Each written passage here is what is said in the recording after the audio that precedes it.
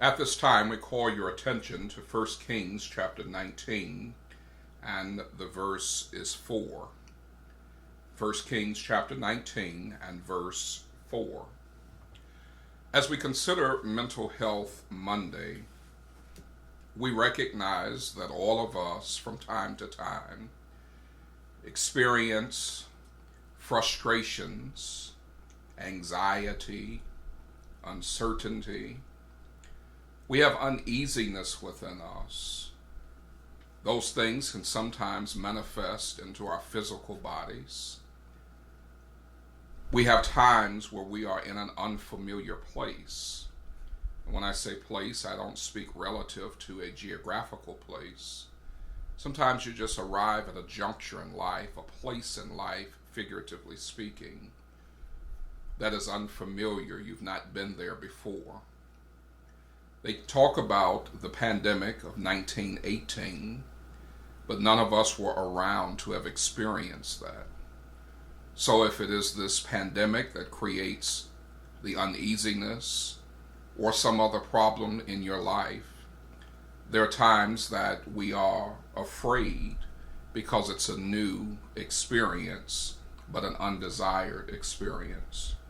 Then there are times that we are down because we feel empty. Most of you have many responsibilities, perhaps on your job, perhaps in your church, and certainly in your family, where you're constantly pouring into other people. So many people depend on you, they look up to you, they count on you, and they make it seem as if the world would stop spinning if you were not there to do the many things that you do. And in all of this pouring, the question is, who is pouring into you? If you give, who is giving back? This is the issue that we see with Elijah in 1 Kings chapter 19. He finds himself overwhelmed, and we cannot consult this verse enough or this passage enough because we all can relate to Elijah's uneasiness. The Bible says, but he himself went a day's journey into the wilderness and came and sat down under a juniper tree. And he requested for himself that he might die, and said, it is enough. Now, O Lord, take away my life, for I am not better than my fathers.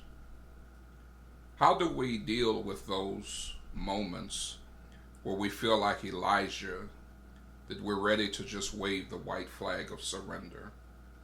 Elijah was not the only person to have dealt with depression. Job was depressed. David was depressed. Jonah was depressed. Moses was depressed. I've been depressed. You've been depressed. And if we keep living, we're probably going to experience more depression. During those times where we feel like 1 Kings 19 and 4 is applicable to our lives, we need to think about our experiences of being alone versus being alienated. Sometimes we find ourselves like Elijah, who left his servant and went into the wilderness because we need alone time. But we have to be careful in taking time to be alone, that we don't alienate ourselves from others. There's a difference in spending some quiet time with yourself versus totally disregarding those around you or perceiving that those around you have alienated you. There's certainly a difference between having some time for quiet and solitude versus self-isolation. We're social creatures, and while alone time or solitude can be valuable, it is unhealthy for us to completely isolate ourselves. Here are 3 things that will help you to deal with those 1 Kings 19 verse 4 times. Number 1, you need something to be thankful for. When we are depressed, we forget all of the good in our lives. We forget all of the favorable experiences, all of the love all of the happy times. And that's usually because we have a problem that presents itself, and that presenting problem becomes such the focal point that we dismiss every other thing that may be good or have been good in our lives. So think about something to always be thankful for. It may be your family, it may be your health, it may be something you've done in the past, some great accomplishment or achievement, but always keep in mind something that you never want to forget to be thankful for. Second, you need something to do as a distraction and as a de-stressor. A hobby like gardening, golfing, bike riding, something that allows you to vent. Think about any engine that runs. There's always ventilation. The HVAC system in your house has ventilation. The car that you drive has an exhaust system to ventilate. Factories have ventilation. Everything that runs, that operates, that creates, that produces needs a path to ventilate.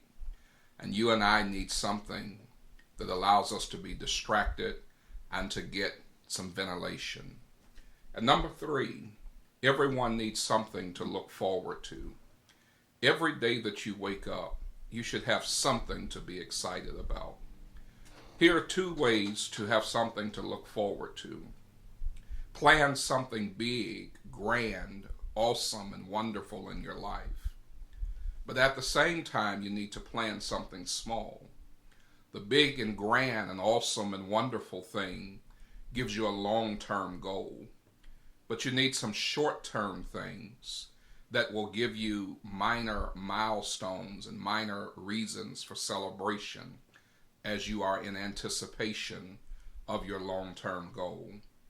When you have something to look forward to, it's harder to give up on life when you are excited and energized by that which you are planning to accomplish or to achieve. So always remember to have something to be thankful for, have something to do to help you to de-stress, to ventilate, so to speak, an exhaust system, and have something to look forward to. It may not solve your problem, but it'll go a long way in helping you to deal with it. And this has been another edition of A Few Minutes with the Minister, with words from the Master.